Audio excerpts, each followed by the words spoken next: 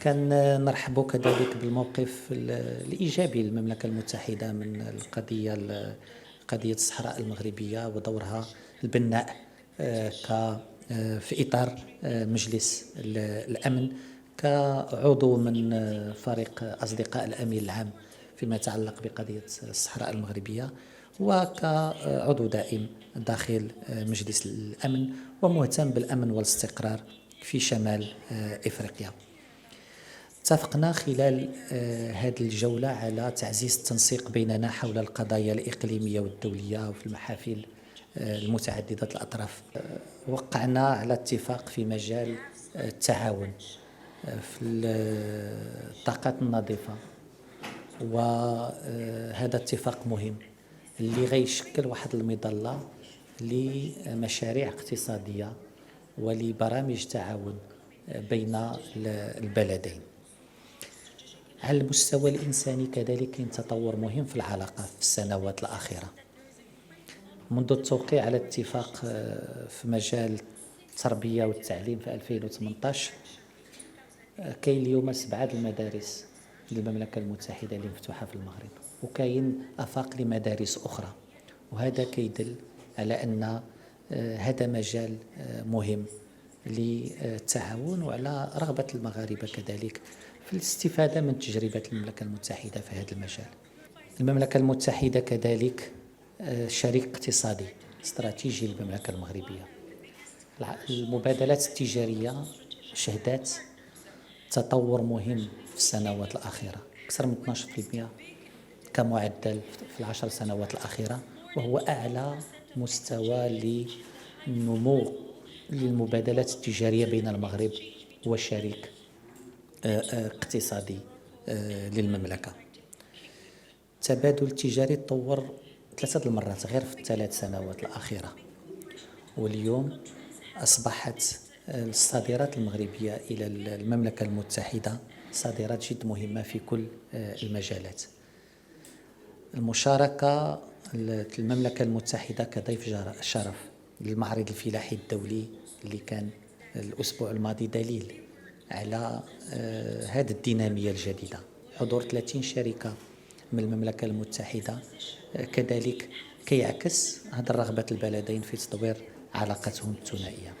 منذ التوقيع على اتفاق في مجال التربية والتعليم في 2018. كاين اليوم 7 المدارس للمملكة المتحدة اللي مفتوحة في المغرب، وكاين آفاق لمدارس أخرى، وهذا كيدل على أن هذا مجال مهم للتعاون وعلى رغبة المغاربة كذلك في الاستفادة من تجربة المملكة المتحدة في هذا المجال. المبادلات التجارية شهدت تطور مهم في السنوات الأخيرة، أكثر من 12% كمعدل في 10 سنوات الأخيرة، وهو أعلى مستوى للنمو للمبادلات التجارية بين المغرب وشريك اقتصادي للمملكة. التبادل التجاري تطور 3 المرات غير في ال3 سنوات الأخيرة، واليوم أصبحت الصادرات المغربية إلى المملكة المتحدة صادرات جد مهمة في كل المجالات. المجال السياحي تطور بشكل كبير، 52 رحلة جوية أسبوعيا بين المغرب والمملكة المتحدة، والهدف هو نوصلوا ل1,000,000 سائح من المملكة المتحدة كيزوروا المملكة المغربية. But it's a real delight and pleasure to be back here, Foreign Minister. You and I have known each other for a fair bit of time now, and it's true to say that our personal relationship and friendship demonstrates the strategic partnership and friendship between the two kingdoms. We were, of course, delighted, and personally, both my wife, Sadiqa, and I were delighted to welcome Princess Leila, Her Royal Highness, to the coronation last week. We had very good engagement, and I pay tribute to both your ambassador to London and our ambassador and his team here in Rabat for the continuing strengthening of our bilateral relationship between two kingdoms. They often say the relationship and friendship between two nations is judged by the time, and we have over 8 centuries of our partnership, and inshallah, I'm sure this will continue to go from strength to strength.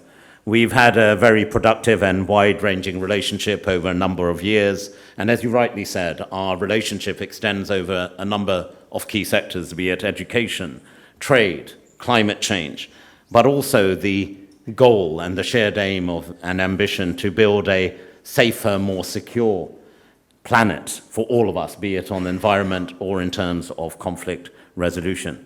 Our people-to-people links are immensely important, and I'm delighted that so many British tourists are back here in Morocco. Indeed, a number of them were on the plane to Casablanca last night with me, and I saw, as I talked to the gentleman next to me, I think he realized who I was, and he said, "You're here on business. I'm only here for a short time." He said, "I'm only here for 10 days. And I said, "Well, I can beat that. I'm here for a day." But they say 24 hours is a long time, and I think even in less than that 24 hours, I've demonstrably seen, again, great examples of the incredible country that is Morocco. I was able to partake in spiritual nourishment as well as personal development, but also important, play my part together with yourself, Foreign Minister, in once again underlining the strong relationship and partnership and indeed friendship between our two nations. Our annual trade is now worth nearly £3 billion, and we want this to grow further, as we highlighted during our strategic dialogue about the opportunities that exist to do so much more.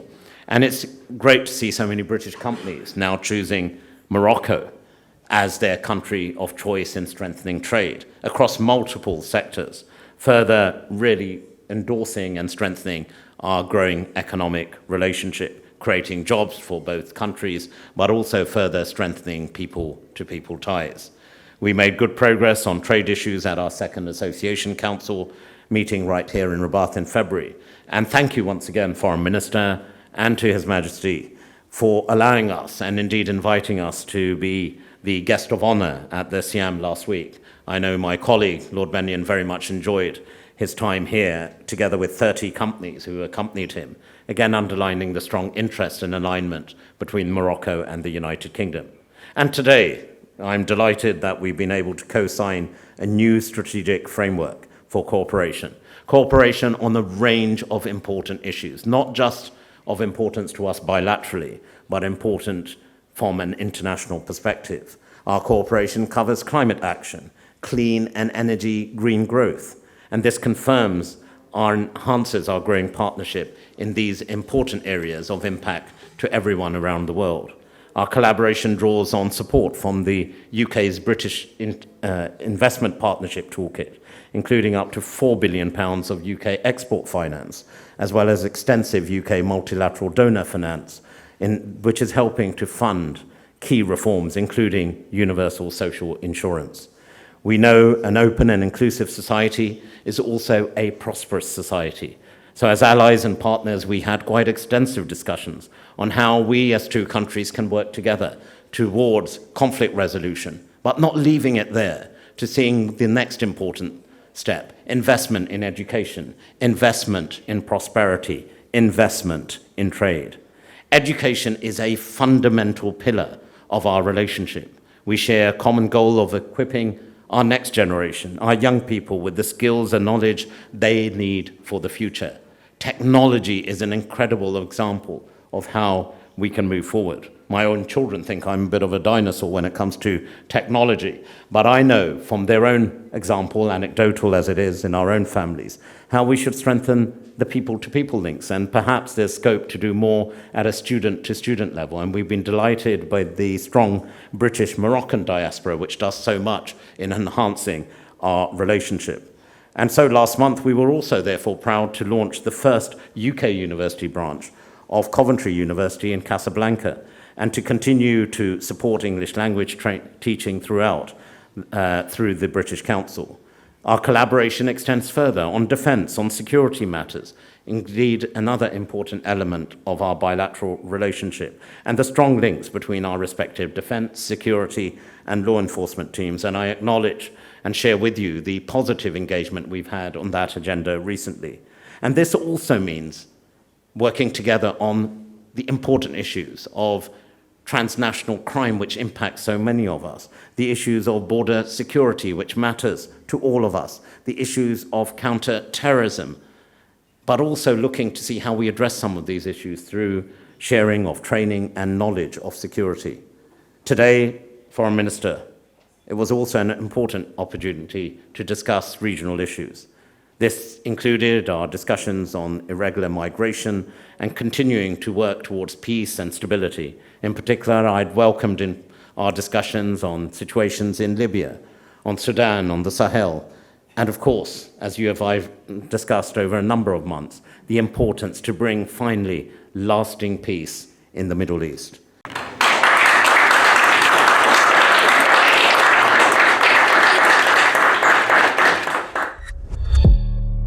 ما تنساش تشترك في القناة وتفعل الجرس باش يوصلك جديد الفيديوهات من هسبريس.